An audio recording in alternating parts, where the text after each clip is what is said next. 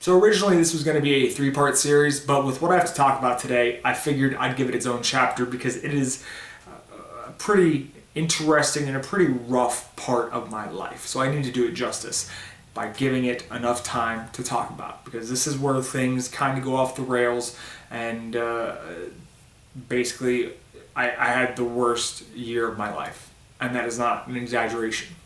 So I'd become really immersed in fitness. I loved it. I began learning everything I could about diet and training. I read every book I could get my hands on, read all sorts of internet articles, and I decided that I wanted to be a personal trainer. So I got my NASM certification, and I got a job at Bally's in Tampa. I lived in Tampa at the time with my girlfriend. We lived in a 2-story condo in New Tampa. And I started this job, and all I wanted to do was be good at it. That was my main goal. I just wanted to be the best trainer I could be, which is what I've done my entire life. Whenever I do something, I just want to be as good as possible. I want to do everything I can to put myself in a position to be the best version of myself at that particular job. So when I was asked to work unpaid hours on the floor, trying to solicit new clients, I didn't think twice.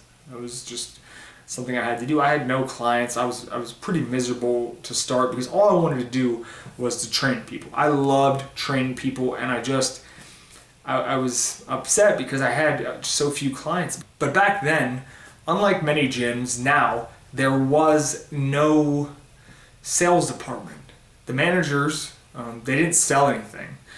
They were responsible just for managing the trainers. The trainers actually had to sell their own training. So if you weren't there to train and you weren't there to work the floor, you were selling. So you're always doing something.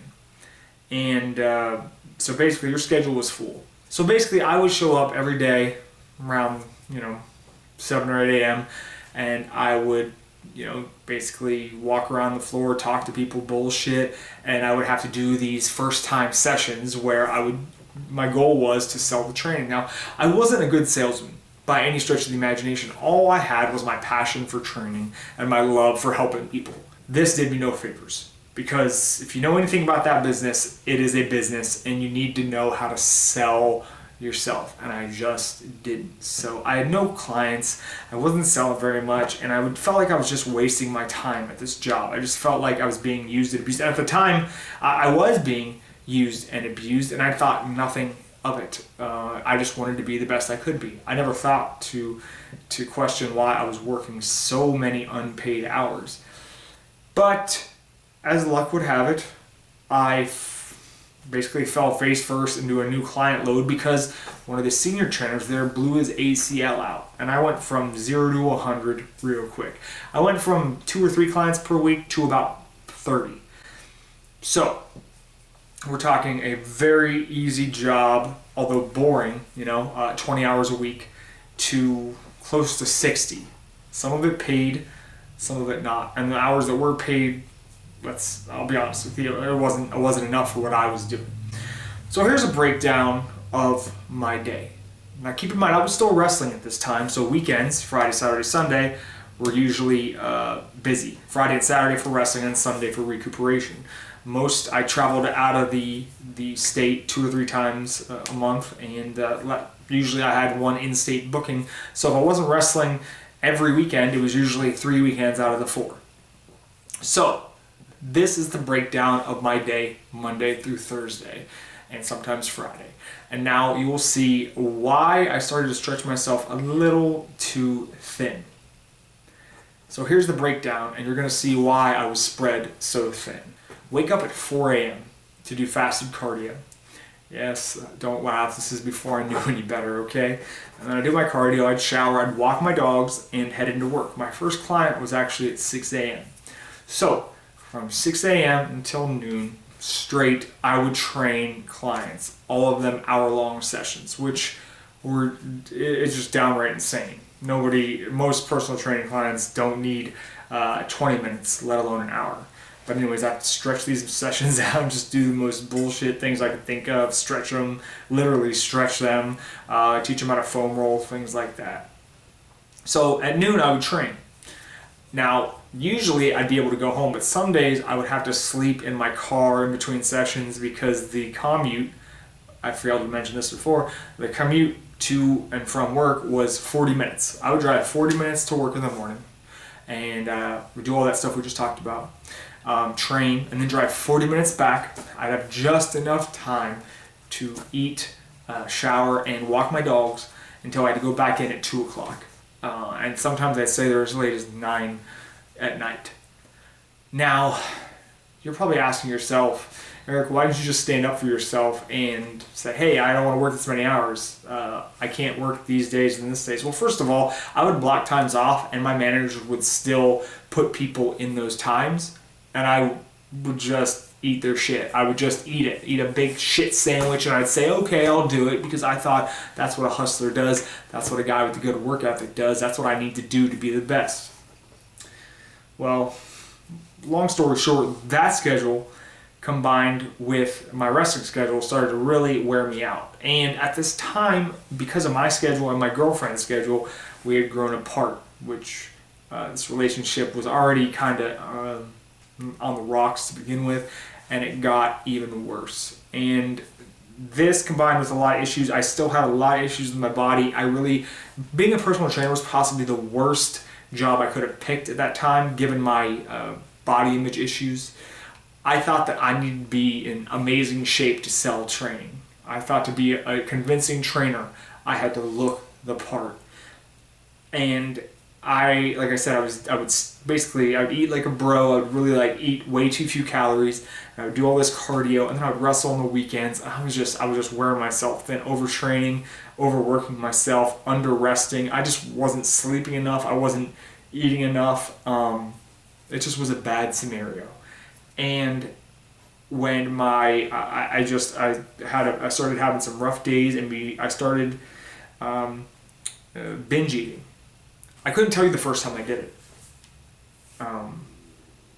I just know that I just was stressed out. I came home one night, and if you've ever suffered from binge eating disorder, you know how it is. You black out. You don't know why you do it. You know you're doing it. You're cognizant in the moment of what you're doing, but you can't stop. And there's some type of invisible force propelling you, pushing you, telling you to eat more because maybe you'll feel better. And for a moment you do. You're just like any other kind of addict. In that moment you feel great and you're loving it. You get that some kind of release, and but after it's over, man, it's a horrible feeling. And for any of you who have suffered from binge eating disorder, you know all about the vicious cycle that it presents. Any person with an eating disorder knows all about this. For those of you who've never experienced it, let me give you a rundown. I would binge, and then I'd feel good while I was binging. But after I was done, I would feel sick, bloated, ashamed, guilty, and sad that it had happened. Now that guilt and that shame would push me to get back on the diet. I'd say, tomorrow, here we go. We're going to start it up. I'm going to be 100% on this diet, my cardio. And I would make it, 3 or 4 days, and the cycle would start again. Because what would happen is I would over-restrict after the binge. I would beat myself up mentally, and then I would beat myself up physically with cardio and with a low-calorie diet, and then it would just all manifest back into a stressful situation. Something would trigger me. My triggers were loneliness and fatigue, both of which, after my break with my girlfriend, and by the way, she broke up with me via text message. That was cool. I was very lonely, living alone with my dogs, and that was it. And because of my job, I was very isolated. I didn't have a social life outside of wrestling. So, and then fatigue. I was always tired because I was overworked. So it was just a really bad situation, and it was week after week after week. I'd make it 4 days good, 5 days good. I'd make it to the weekend, bam, there it is again, binge. And this job was it was killing me. And I would binge, and I'd get into work, and I would feel, the shirt, the work shirt, getting tighter and tighter around areas that I don't like to feel tight on. When you're a personal trainer, you should be in shape, right? When your gut feels bloated, and it feels like you're, your chest is retaining water and everything. You feel like everybody's looking at you, but in reality, nobody's looking at you. You're the one looking at you. You're the one obsessing over how you look. No one's paying attention to you. Okay? When you feel like the way I felt like all the eyes were on me, and I felt like they knew that I was binging. I felt so guilty and ashamed, and I just wanted to roll up into a ball and hide from the world. But instead, I had to be in this high visibility environment where I was the center of attention, and it was driving me fucking nuts. Not only that, but my physique was suffering big time. And in professional wrestling, in a career where you have to take your shirt off every weekend, it was pretty apparent that something was going wrong. I had gone from fairly decent shape in the low 200-pound range to almost 240 pounds, 250, I forget what I got to, 230, something like that. I looked terrible. And it wasn't like I just had gained a little bit of body mass. It was, I had clearly started to abuse my body. And that's the best way I can describe it, because I looked like I was abusing myself. I did not look healthy. I looked pale. I had started to grow my hair out. I stopped giving a shit about myself. And it showed.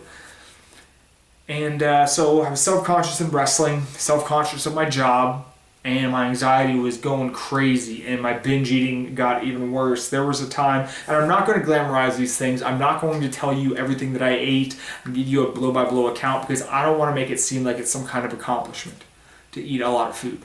Because when you eat a lot of food in a competitive eating environment, that's cool because you're doing it for sport, or you do it for a video, or you do it for fun. I did this because I was abusing myself. I was treating my issues with food. And you never want to do that. I was eating for the wrong reasons. And one of the worst, this wasn't the tipping point, unfortunately. This was not my rock bottom. I wish I could say it was my rock bottom, but it wasn't. There was a time when I got to an airport early after a wrestling trip, and no one else was there, and I just went off on one of the worst binges I've ever been on. It was terrible. I don't know why I started eating. I guess because I was alone and sad, and like I said, I can't tell you why. But it was bad. It was so bad, and this might be too much information, but frankly, this whole video series is too much information. I actually had blood in my stool. I ate so much that I shit blood. Now, I'm not saying that to get kudos. It's nothing to be impressed by. But I want you to understand the depths that I went to and the amount that I abused myself. And it was awful. And I felt, and it took days for me to recover from that. And so that was not rock bottom, but I don't even know what rock bottom was. I couldn't tell you that. And obviously this is 7 years ago. It was 2008, 2009 was the worst year of my life, and the way it ended was pretty. My time at Bally's ended in a pretty strange way, actually, a pretty sudden way. I had let's backtrack a little bit. I had started dating somebody new, and she was really cool, and everything was going good for a while, but I was still dealing with all this bullshit. I thought I had gotten over the binge eating a couple times, and I'd sometimes make it a couple weeks, and then it'd come back. I just couldn't kick it, and I started to become depressed again, which I had avoided that for a good bit of time, and up until that point, I even with all the binge eating stuff, I couldn't tell. I wasn't depressed. I had felt none of the symptoms that I had felt in the past when I dealt with depression. But it reared its ugly head again, and before you know it, I was fatigued, my libido was suffering, and I just wasn't a good boyfriend. I wasn't somebody you wanted to date or be around. I wasn't fun. I felt sorry for myself all the time. I was sad. And so she picked me up from a wrestling trip one time. I was actually coming back from Germany, and she dumped me, which was the second time I'd been dumped in like 3 months. So I wasn't feeling too good about myself. And I don't know if I binged that night. I couldn't tell you.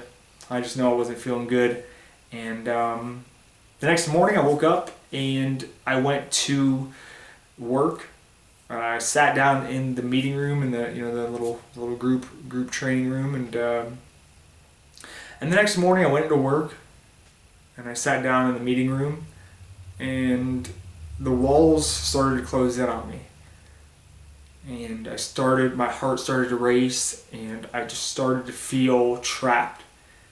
And I started to panic.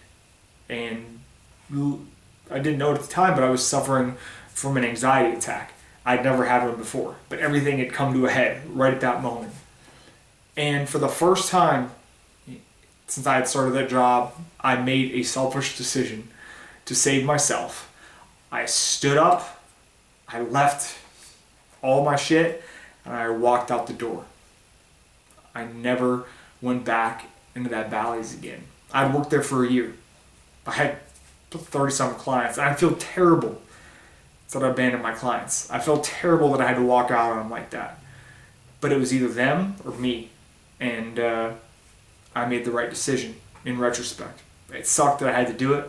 It sucked that I was pushed to that point, but it was the only thing I could think of to do at the time. My manager even called me a couple times. I didn't call back, and I remember on the way home calling my dad and just breaking down and in tears and just telling him that I couldn't do it anymore. And he told me just to come home, and so I did. I moved back to Sarasota a couple days after that. And so in part 4, we'll talk about my somewhat recovery, downward spiral again, and then my real recovery. And we'll talk about ways that I help myself, and maybe somebody out there can help themselves in the way that I did. So hope you guys enjoyed this, and we'll talk again soon. Thanks for watching. Oh yeah. Hey. Eat ice cream. Every day.